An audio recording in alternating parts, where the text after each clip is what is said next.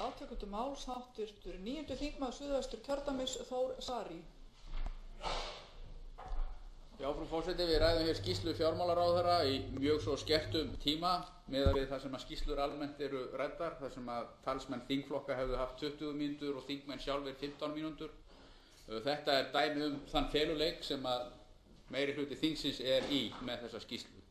Því að þessi skýrsla fjármálaráðherra er einfaldlega hrikalegur vitnisburður mann og aðgerðir hans sem að virðist ekki hafa haft hugmynd hvað hann var að gera eða þá að hann hafi verið algerlega skeytingarlaus almannahag. Þegar skýrslan er lesin skýrist raunar vel hvers vegna hæstvirtur fjármálaráðherra reyndi að láta sem minnst fyrir henni fara og hvers vegna stjórnar meirihlutin er sama sinnis og vill ekki að hún sé rædd í þaula.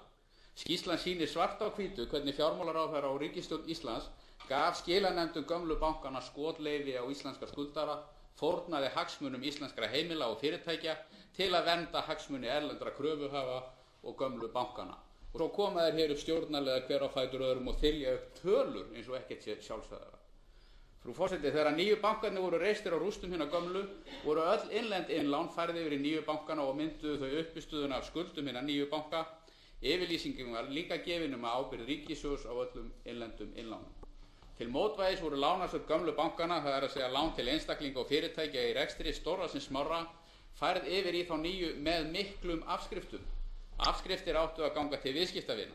Í skýrslunni kemur fram að unnar voru nákvæmar greiningar og afskriftaþörf hjá hverju einstöku fyrirtæki, þar sem lánafyrirgreiðsla var 2,5 milljarðar eða meira, en smærri lán til fyrirtækja og lán til einstaklinga voru metin í einsleitum söfnum.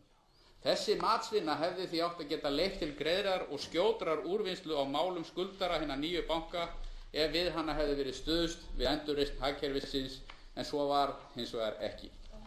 Skýrslan sýnir svart á hvítu að ríkisstjórn Jóhönnu Sigurðardóttur ákvað að breyta stefnu í þessum efnum í febrúar 2009 og víkja frá markmiðum neyðarlagana frá 2008.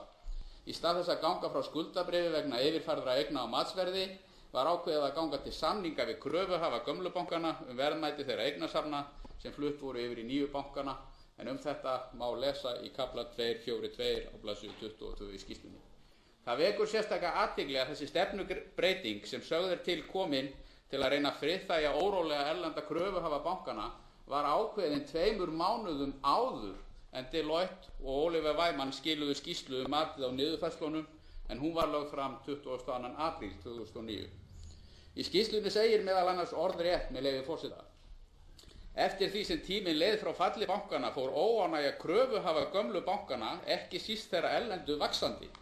Sjónarmið þeirra var að lagt væri upp með áætlun sem væri einhliða, ekki væri gert sjónarmiða þeirra og þeir yrðu því óhjákvæmilega að leita réttar síns hjá þar til bærum yfirvöldum.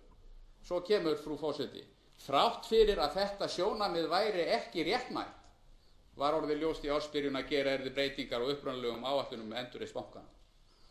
Með þetta í huga ákvað ríkisstjórnin að koma á formlegum samningaviðræðum og fyrir hönd ríkisins fékk fjármálaráðuneyti það verkefni að leiða og samræma þessar viðræður, en það ráðuneyti fer með eignarhald ríkisins í nýju bönkunum. Þetta skref sem að hæstvirt ríkisstjórn tók er einhvern mesta afglapa skref í sögu efnahagsmála á Íslandi. Rammasamningar náðu svo síðari hluta árs 2009 og í október og nóvember 2009 við þessa banka. Það er athyglisvert að á nákvæmlega sama tíma, eða hinn 30. október 2009, samþykkti Alþingi lög 107/2009 endurreisn fjárhagsheimila og fyrirtækja. Nákvæmlega samtímis því var samninganefnd fjármálaráðherra hæstvirts að véla nýja samninga við skilanefndir bankana til að hafa þá lagasetningu að engu. Það er því greinilegt að ríkisstjórnin ætlaði sér aldrei að standa við lögin með endurreisn heimila og fyrirtækja. Og hvað var svo eiginlega samið um? Í stuttu máli var verið að opna leiðir fyrir skilanefndir gömlu bankana til að láta endurmeta til hækkunar útlánasöfn nýju bankana þrátt fyrir niðurfærsluskýrslur Deloitte og Oliver Wyman og opna leiðir til að fénýta betur yfirfærð lánasöfn. Á venjulegri íslensku heitir þetta, frú forseti, að skilanefndum og kröfuhöfum var gefið leyfi til að mergsjúga íslensk fyrirtæki og heimili. Og hvernig fóru svo bankarnir að? Ólafur Arnarsson svarar því ágætlega í einni af fjölmörgum greinu sínum málið, en þar segir hann meðal annars með leyfi forseta: Fyrirtæki eru felld eða þvinguð til að afhenda eignir í skuldauppgjörum, afskriftir eyrnamerktar lánasöfnum þeirra samkvæmt Deloitte Wyman eru leystar upp, eignir teknar á hrakvirði í bækur bankans og síðan seldar inn í dótturfélög hans á matsvirði. Þannig stofnast söluhagnaður á bókum bankans. Þessi hagnaður styrkir eigið fé hans, eftir sitja með sárt ennið eigendur fyrirtækja sem bankinn hefur í raun og veru rænt með sérstöku samkomulagi við Steingrím J. Sigfússon fjármálaráðherra. Einhvern tíma hefðu svona aðfarir verið taldar flokkast undir hrein og bein fjársvik. Tilvitnun lýkur. Hér gerir sem sagt ríkissjóður Íslands samkomulag við erlenda kröfuhafa fyrrum stærsta banka Íslands rétt þeirra til að fénýta eignir viðskiptavina bankans eins og þeir mögulega geta í stað þess að ganga til endurskipulagningar og afskrifta eins og upphaflega hafi verið gert ráð fyrir. Frú forseti, spurningin sem hefur enn ekki verið svarað. Af hverju í ósköpunum var þetta gert svona? Hvers vegna gerir íslenskur fjármálaráðherra svona samning að fórna íslenskum heimilum og fyrirtækjum í þágu erlendra kröfuhafa? Málið að vísu ekki flókið og liggur ljóst fyrir, sama hvað hæstv. Fjármálaráðherra segir þegar hann gefur þær skýringur einar að málefnum skuldara og þjónku við erlenda kröfuhafa að ef ekki hefði verið orðið við kröfum þeirra að blóðmjólka íslensk heimili og fyrirtæki hefði orðið margra ára málaferli og hefur hann sagt að ef ekki hefði verið gefið eftir hefðu menn þurft að kljást við kröfuhafana og herskara þeirra af lögfræðingum. Frú forseti, það deginum ljósara að það hefði engin dómstóll tekið til greina kröfur vogunarsjóðanna að meira félli í þeirra hlut en mati Deloitte hvað á ekki síst vegna þess hve vanda það var. Og þá spurningin hvers konar afstaða þetta eiginlega hjá fjármálaráðherra þjóðar sem að fara í gegnum algert efnahagshrun.